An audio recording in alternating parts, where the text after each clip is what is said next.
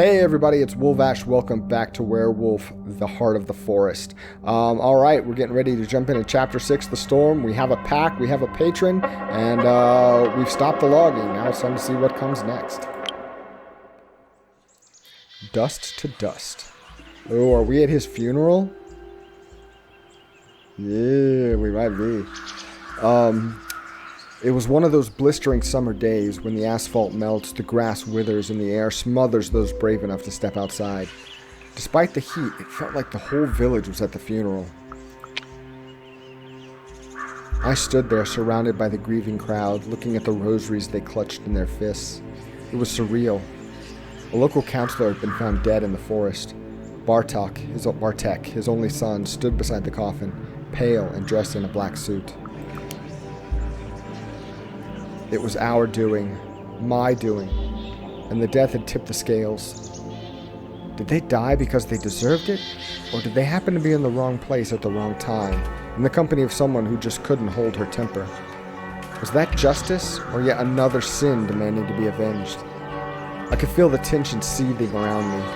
This death, this funeral had pushed the community, already weary and frightened by the recent disappearances in the forest, to the edge. The press had swarmed to the funeral like flies. I could hear them squawking about eco-terrorism and aggressive vegan activists. The police were watching the crowd with disinterest as they leaned lazily against the tree. Suddenly, Pustka Białowieża. I got right. Pustka Białowieża. Oh no! It's not. Oh, this one's wrong. I pronounced it wrong. When I finally got it right, I got it wrong. Here's Białowieża. Białowieża. All right. Anyway, it had become politically charged with the hottest place to be in Poland, and it wasn't only local politicians and activists from both sides who caught wind of the commotion.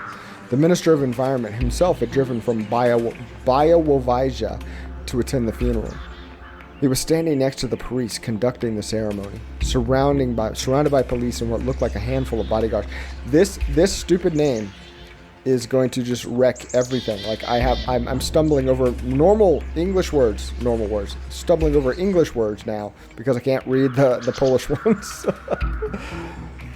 The coffin went down and the crowd stirred. Everyone started lining up to throw a handful of dust on the coffin or put flowers on the grave.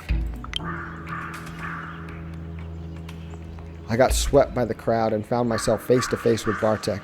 Anya stood by his side. Her eyes were red.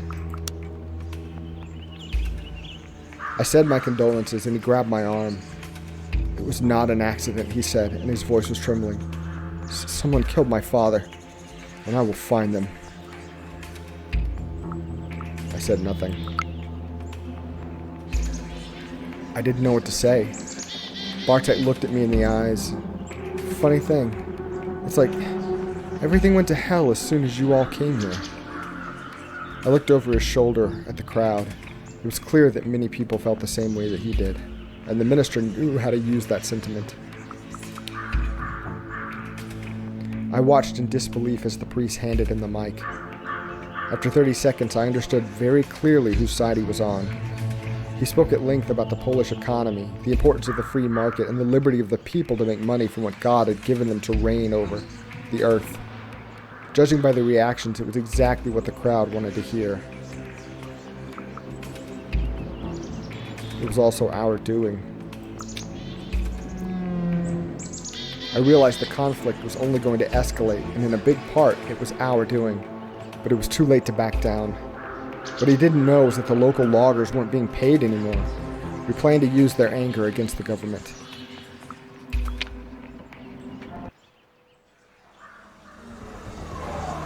Oh. Blue-haired Reese Witherspoon and the invisible crowd. The last stand. It was high noon. The sun was at its most merciless and the world was almost white with heat. The air smelled of herbs, bark, and tree sap. Insects buzzed lazily in the high grass, stunned by the summer sun. We were setting up the protest. The day was stifling as we set up the protest. The whole clearing was decorated with banners, and we all had our placards. The banner we'd hung on the National Park headquarters was the week before was just a warm-up. Wood is the enemy of the forest was our main slogan, but there were many more. I wanted to protest against greed. The puszcza is not a commodity, declared my sign. You couldn't put a price tag on 200-year-old trees, but that wasn't going to stop them trying. There were so many of us. People kept coming to the camp asking questions, looking for ways to help. Students, activists, even Greenpeace with banners reading "Stop logging" and "Respect EU law." We weren't the only ones in the clearing. A group of local citizens, their banners reading "Foresters save trees from woodworm" and "Forestry equals jobs," were trying to get the attention of the media. The puszcza was watching us. Every time a gust of wind was bringing the wet smell of the forest to my nostrils, I felt her strong, steadfast presence. She knew that we were doing everything in our power to save her. For centuries, my family served the puszcza, burning villages and hunting down people who dared to hurt her. And now, I was the last guru of my lineage. What legacy did I want to leave behind? The pressure was almost palpable, and tempers were flaring. Cops were gathering. The police were nervous, huddling in groups and shouting at each other and everyone who was in their way. It was apparent that they were waiting for something. Should we run over the plan again? Cornell asked, looking at my pack. I'll keep jamming their communication, nodded Pat. And we'll coordinate the protesters, added Cornell. The wolf mother and her cubs were in their positions, guarding the forest and the perimeter of the camp as agreed. That left the cops to me. It wasn't too late to negotiate. I think that we should keep talking, I said. It's not too late for a peaceful solution. It's always worth trying, Cornell agreed. It reached boiling point when the minister arrived for a photo op. We could use that. I took it as a good sign. We could use his presence to our advantage, in more ways than one. Calm down.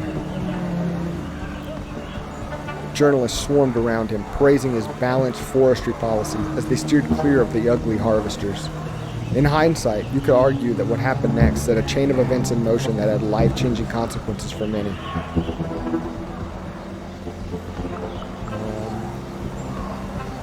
But it all started earlier. But it all started centuries earlier when the first wolf cubs were stolen and the mourning wolf mother asked my foremothers for help. Everything that happened next, the burning villages, my grandfather escaping to America, my mother running away from my father, my return to Białowieża, was a direct consequence. The members of my sept had already moved their positions, and I also had a part to play. Do you like it? I pronounced it right that one time. Woo, yeah! Let's see, the minister was bad news. It was our chance to start negotiations. We could still ask him to stop. So, I don't want to kill our rage completely. It's probably... like, it would take willpower and rage to do it. I think we'll hold on to a little bit of rage just in case we need it, but we'll start negotiations. Cornell grabbed me by the elbow. Let's go, he hissed in my ear. We might be able to talk to him. We pressed through the swarm of journalists. There were a lot of them. The heat and the smell of their sweaty bodies were intense, and when we got closer to the minister, it became even more pronounced. There was an acrid tang hanging around him like a mist. See the worm? The minister looked at us, and Cornell opened his mouth. Get them out of here, snarled the minister, and turned his back to us. I shook my head and laughed bitterly. What was I expecting? That the worm feeder would want to listen to us? Cornell touched my shoulder. We'll find another way. I had one last card on my sleeve. Ooh, this is the last willpower. Minister, do you know that all your local contractors deflected? I looked in the official in the eyes. It doesn't matter. He looked at me like I was a child. We could use foresters, we could use the Territorial Defense Force, but we won't have to. People have to eat. They'll come work for us. They have no other choice. But he looked shaken, and we got willpower! But he didn't see that coming, and for a moment looked shaken. Then he composed himself and looked at me with disgust. I kept talking. But think how much it would cost. I looked the official in the eyes. Do you think you still will be minister when it ends? I could see that he was an apt politician and that he could smell a deal for himself in it all, but I didn't really care because I managed to get his attention. Oh no, our willpower is impaired because we got none. Ay, hope we don't have anything. Hope we don't have anything bad coming up. We'll have to take it in the health. Peace talks. When the talks started, we weren't alone. After we'd stopped the local lobbyists, we'd noticed locals coming to our camp to ask questions. At first, we were wary of them, but soon we realized they were genuinely interested in learning new ways they could coexist with their forest. So we started talking, and it became big. I don't know what tipped the scales in the end. The press, the international attention, the local interest coming together, our passion. But the talks weren't easy. Finally, an agreement was within our reach, but the talks weren't easy. The state forests, the woodworkers, the local population, ecologists, scientists, activists, everyone wanted something. I was by no means an expert, but I wanted to play my part in the proceedings. I made sure the talks were fair.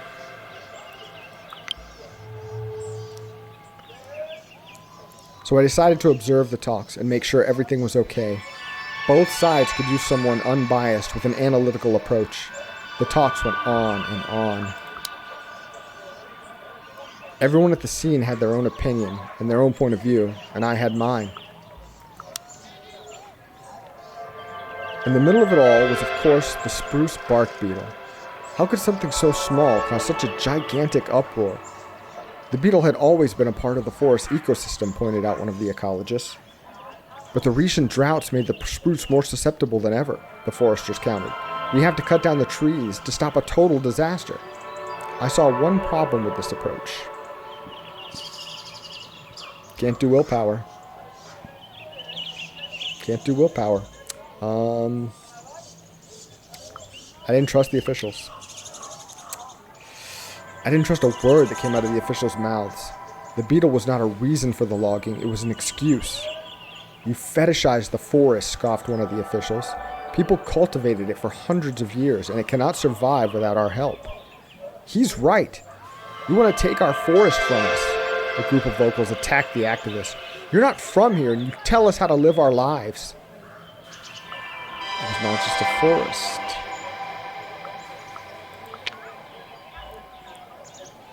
They looked at the puszta as if it was yet another state-owned commercial forest, but it wasn't. If they had to change their lifestyle to save this unique ecosystem, maybe they should. Opinions clashed, tempers flared, but eventually new constructive ideas started to emerge. At least one of them caught my attention.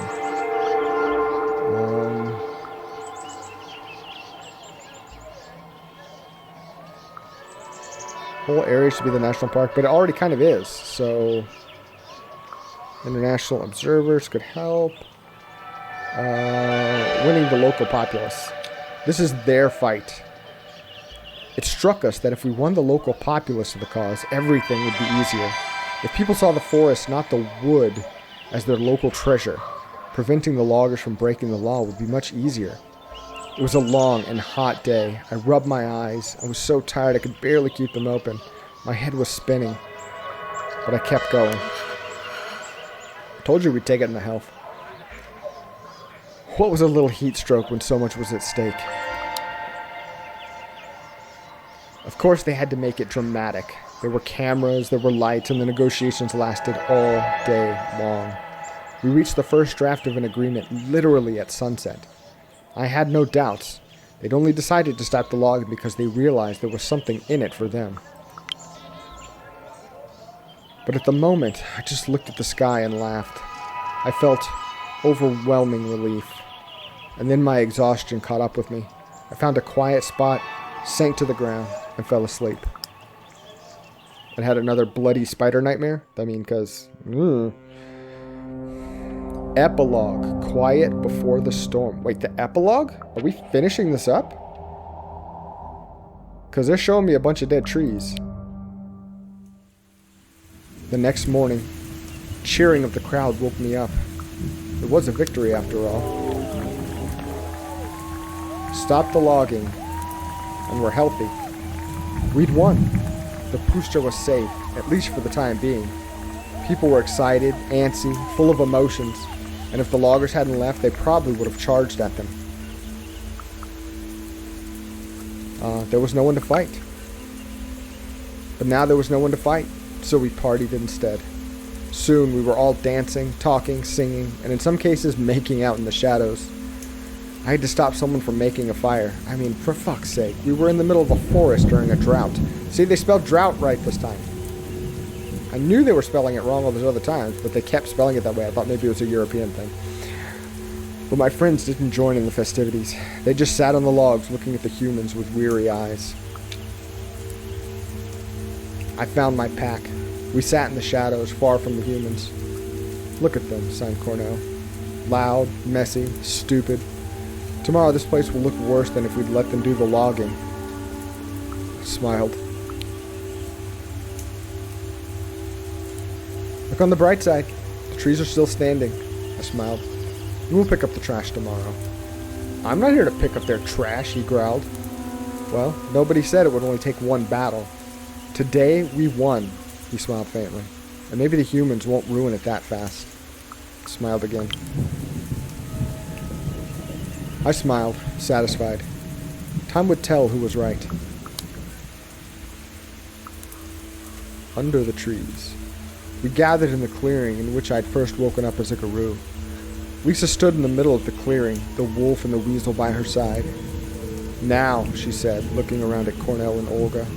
You two, you need to solve this. Today. Olga nodded. There was determination in her eyes. I didn't always agree with you, Cornell, she said. But we could use your skills right now. That night, we planned the future. That night was long and full of hope. Olga tried to keep the sept together. Olga talked with Cornell and Kim and Pat for a very long time, trying to convince them to stay in Białowieża. They weren't fond of the idea. I went with them. Ooh, look at cautious, cautious, and unfriendly. I went with them. They were my pack, my new family. Lisa and our patrons made sure that we did right by the Guru law and the sept matters were resolved. But more had happened that summer. But it didn't cover everything that had happened that summer, though, so some consequences would have to unravel with time. Despite everything that had happened, Anya and Bartek were still alive. They both looked for his father's murderers. Bartek would never believe the official report. I watched over them and worried. But it was all still ahead of me. For now, the first chapter of my new life was coming to an end.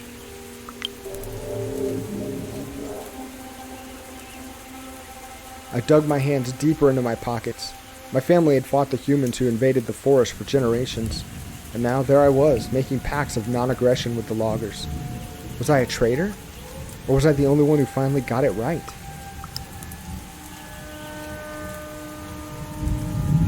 Your story is almost over. It might be a good time to take the last look at your character sheet. Okay. Maia Miss, 24, student, American, Hamid, Philodox, Cleoth. A young guru not yet of any significant rank. Interesting. Glasswalkers, winter weasels. No glory. A decent amount of honor. No wisdom. We're healthy. Family history was uncovered.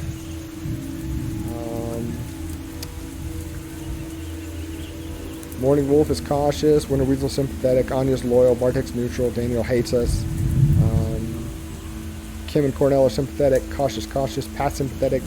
Puszcza is friendly. The police are neutral, and the press is cautious around us. So we're pretty milquetoast all the way around, I would say.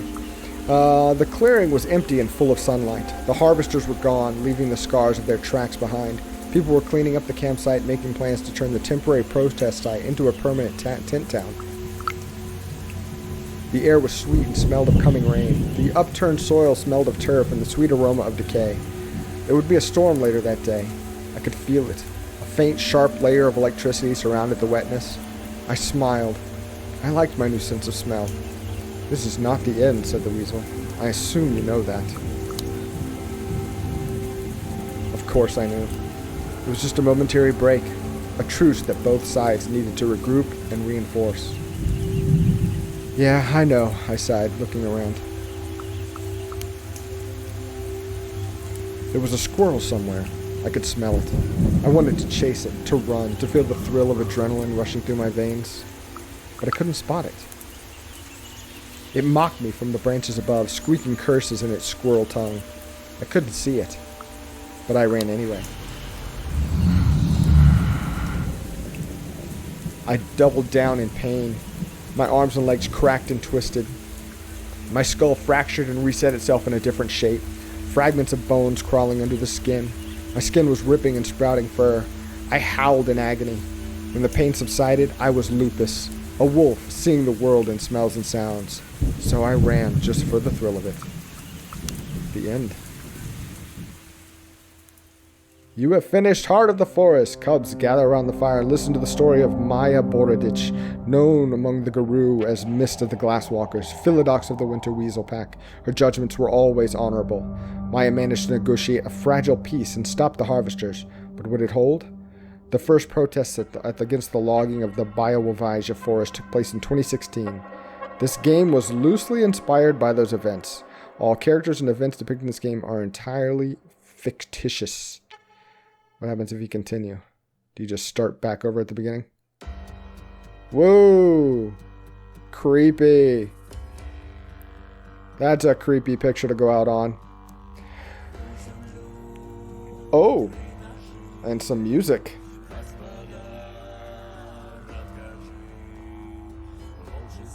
I like it. I like the music. Okay, so, I got mixed feelings on this one. I mean, there's not much to it in gameplay terms. Like, it's literally just, it's an interactive novel, basically. Interactive story, a choose your own adventure. And because that's the case, it's really hanging its hat entirely on its story. And I just didn't really dig the story that much.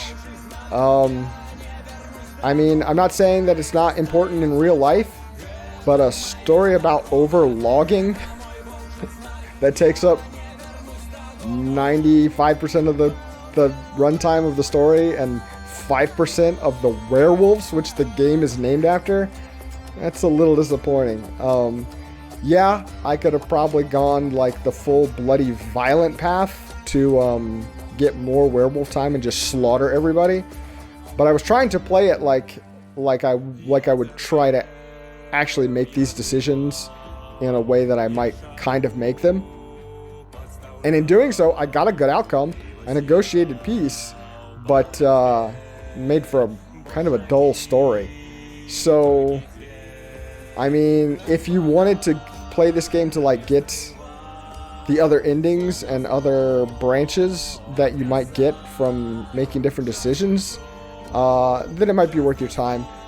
For me, though, the overall story, the build-up, it couldn't possibly be worth the payoff, I don't think. Like, we're fighting over a chunk of forest. It's just, the stakes aren't compelling for me. So, I didn't find the story that great. It's interesting that it was based on a real event, but, you know, they tried to shove a Wolvash story into a logging debate, and it just didn't do it for me. There's so much more interesting things you could do with werewolves. So, I mean, I give it a very so-so. Like, in this vein, I would a million times rather play Doki Doki Literature Club than this game. I mean, it just is what it is. But, so, this is the first game I haven't had a ton of positive to say about, and I feel bad about it. Because I don't like dragging on anything, because, hey, they made something and I didn't, so much props to them. They wrote a story, they built the game, they did the artwork, they did all that stuff, and that's really cool. It's stuff I couldn't do. But it just wasn't hitting the right notes for me. It didn't do it for me this time, and I don't feel any pull to go and see the other endings, because I don't want to sit through the logging talk again. and I would just find myself mindlessly clicking through just to see what the different answers were. So it's pretty much a one and done for me on this. If you like the story, then obviously, yes, go play it and find different paths and different outcomes and see what you get. But if the story didn't pull you in, if you found yourself as bored as I was at points with the story they were telling, I don't think there's much point in getting it and playing it again. I think kind of a waste of time probably. But I mean, it was different, and I tried it, and we gave it a good college shot, and it just didn't work out this time. Not the best one we've played, but that ends this series, and I think we're gonna go with something very, very, very different after this. We'll take a break from the visual novel for a little bit, I think, after this one. But anyway, yeah, guys, that's just my opinion. If you liked it, great. If you want to play it, more power to you. Just this one didn't flip the switches for me, so we'll try another one another time. Anyway, guys, thank you for watching, especially if you got all the way through it. If you got all the logging you ever wanted to hear about, then I'm glad you enjoyed it. If you did enjoy it and you want to see other stuff, please maybe subscribe to the channel and check out. I got tons of playlists for other games that I've done, and I've got plenty more coming in the future. As always, just your time is appreciated. Know that. I really do appreciate anyone that watches. And thank you so much. Take care.